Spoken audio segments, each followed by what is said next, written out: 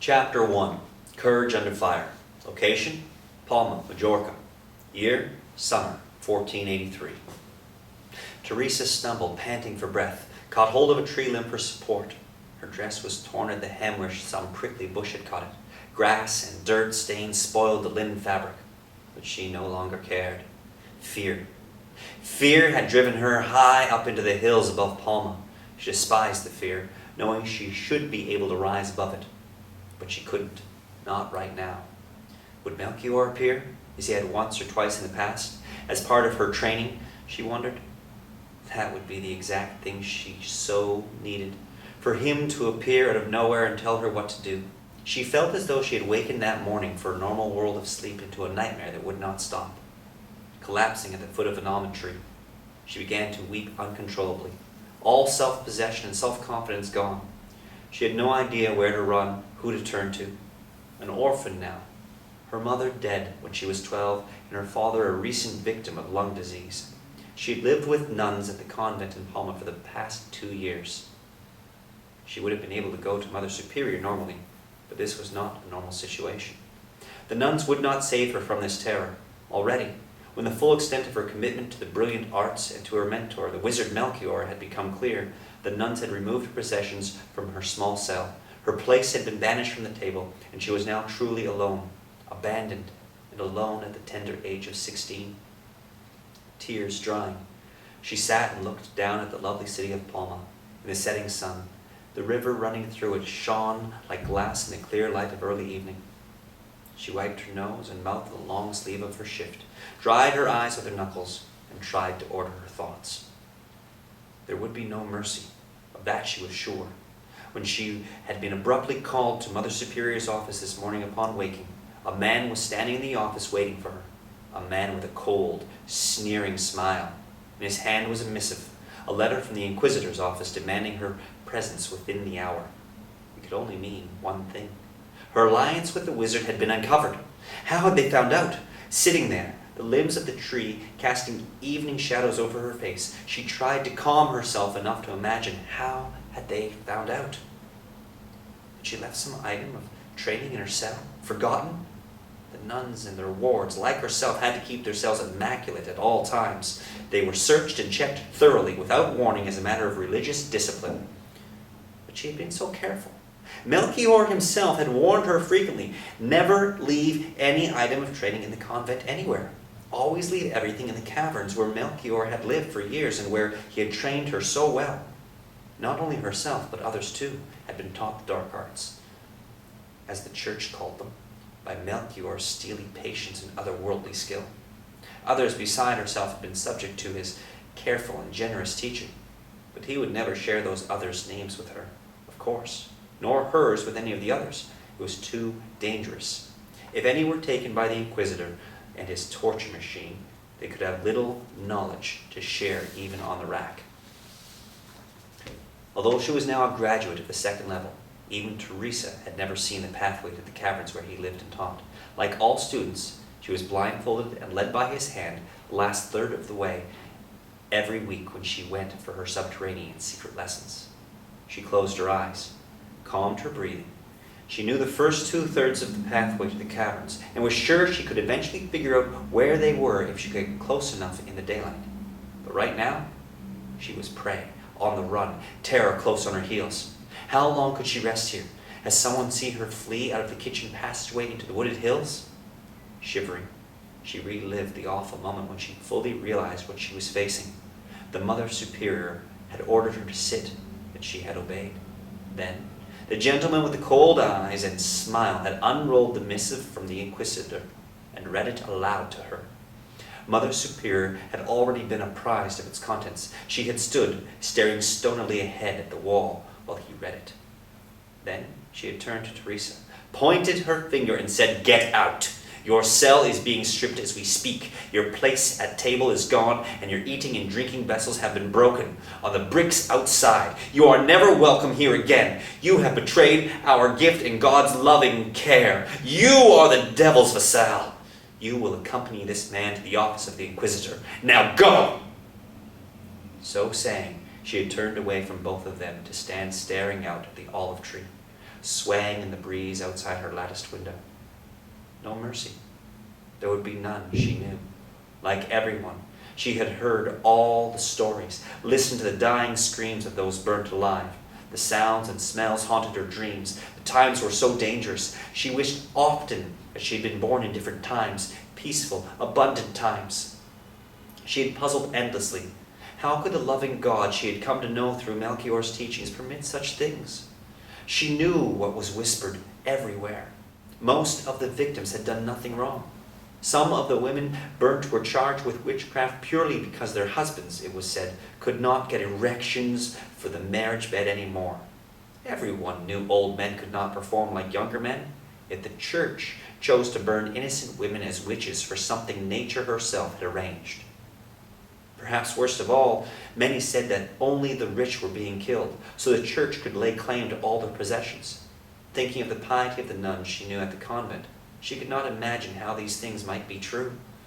Sitting there in the mother's office, ice-cold fear had struck her veins. Her face had gone snow white. If she had but known. Her obvious fear and pallor that went with it amused the man greatly. He laughed out loud. You will have ample opportunity to repent, dear child.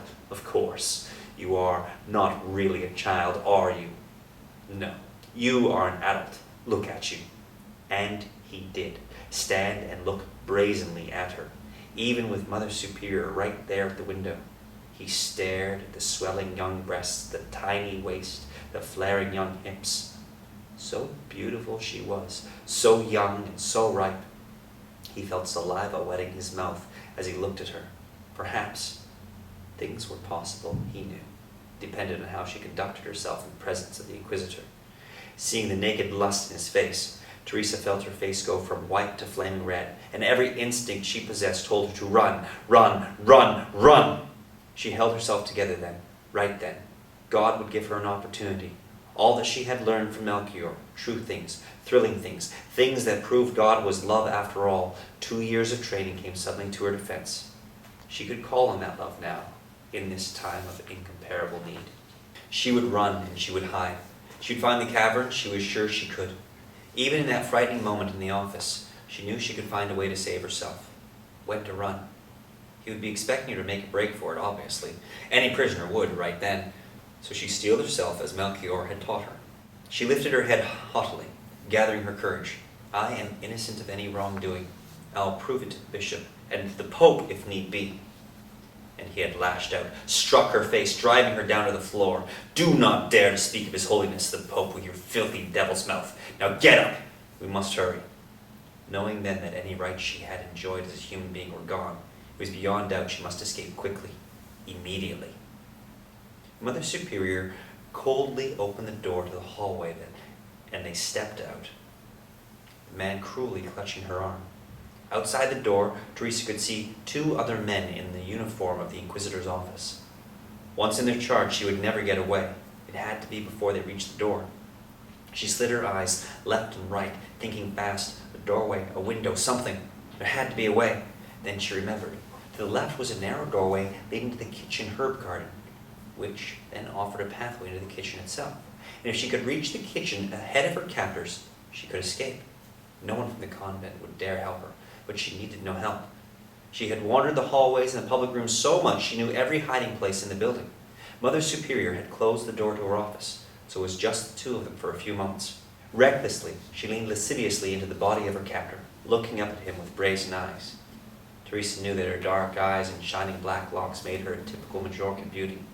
But would this arrogant, cruel man succumb to her unpracticed ploy? Was she capable of this?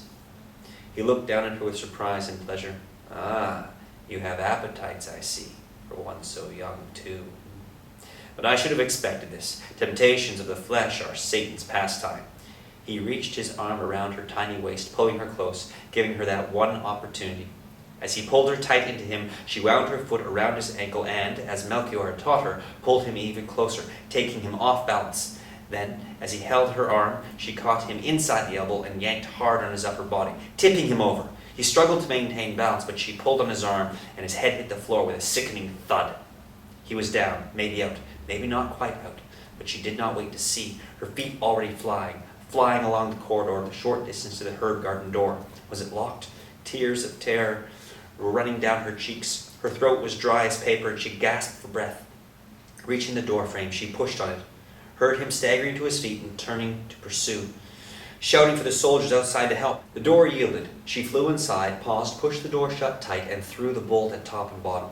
Then ran for her young life for the kitchen and the hiding place. Would the cook be busy there, make a grab for her as she ran, or would she find it empty as it should be at this time of day, when the prayers were the usual practice? The kitchen door was open and she took a huge leap forward, hearing the sound of pursuit not far off. No one. The kitchen was empty. Thanking God silently, she leaped across the stone floor to the far wall where aprons and other kitchen garments hung from a row of pegs. Reaching up, she grabbed hold of the second-to-last peg furthest from the fire and pulled hard. A narrow entry appeared as she pulled, just large enough for a small person to slip through. She had found it open one day, wandering around the convent, and peered in enough to realize it was a hiding place. Who had used it and failed to close it? She had no idea, and did not know.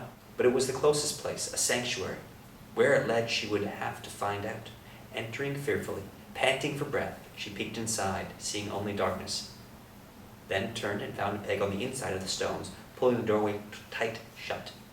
Crouching, she listened. Nearby, the sounds of searching and groaning as they realized she was not to be found. Entering the kitchen, they ran around frantically, searching every nook and cranny. "Outside! She's gone outside! She must not escape! Tell everyone you see to help find her! The wench, the devil spawn, she tricked me!" Teresa knew now that if they found her, any hope for kind treatment or mercy was gone. She would probably be raped as well, unless she was very lucky. Crouching absolutely still, she suddenly heard a voice in her head. "Teresa, move! Why wait for discovery? Move!" Turning her head, she peered into the murky darkness. Some distance away, there was a source of daylight. Must be a window, perhaps, or an opening to the outside, she thought. Cautiously, shaking dreadfully, she placed one hand on the strong, solid stone wall, hoping no spiders were creeping around, and began to feel her way forward, making no sound.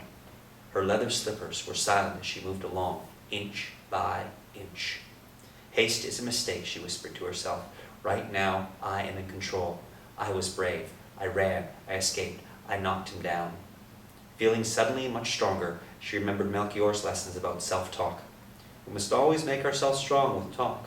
Never pull ourselves down with negative self-remarks. Women are as strong and clever as men. Anyone can see that. He often reminded her. To let men convince you that you are a child, a weak person, is to avoid facing life's challenges.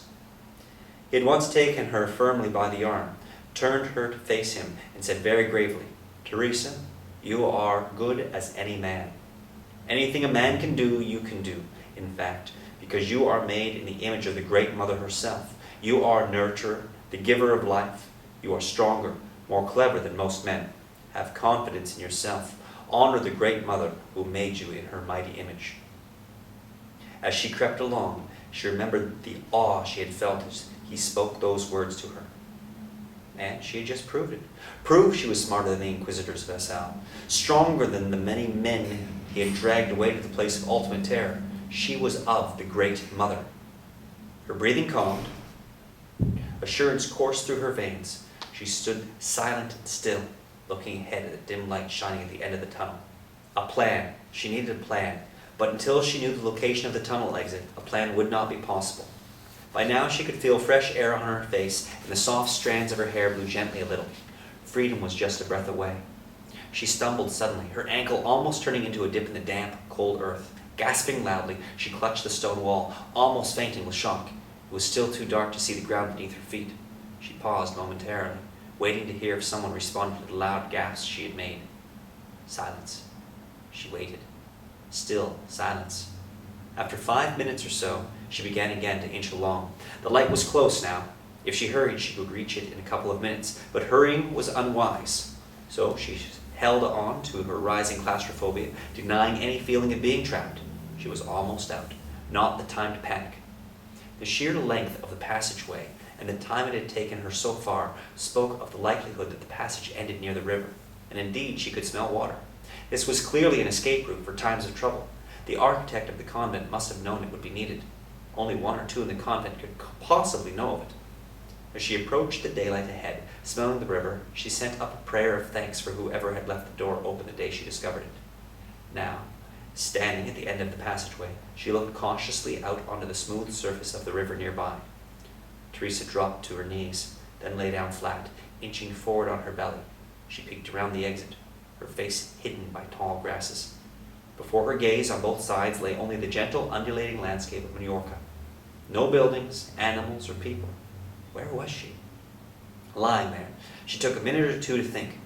She had to know where she was before she emerged, or she might be caught very quickly. So far, fear and urgency had kept her on focus. She had no time to ponder the nightmare of her situation, her aloneness, how much she needed her father and mother, and how much she needed Melchior now. She would find the cave somehow and tell him what happened. He would know what to do. Somehow, she had to find a way to a new life. And deep inside, she believed Melchior loved her, was falling in love with her, as she had fallen in love with him. But could someone so advanced, so beyond in experience and wisdom, possibly care for her that way? Probably not. He'd always conducted himself carefully around her. The relationship had been that of mentor and student, nothing more. Under his tutelage, she had learned to leave her body at will, to travel to places unimaginable to her before, and return to her body with new knowledge of life and of the earth's secret places.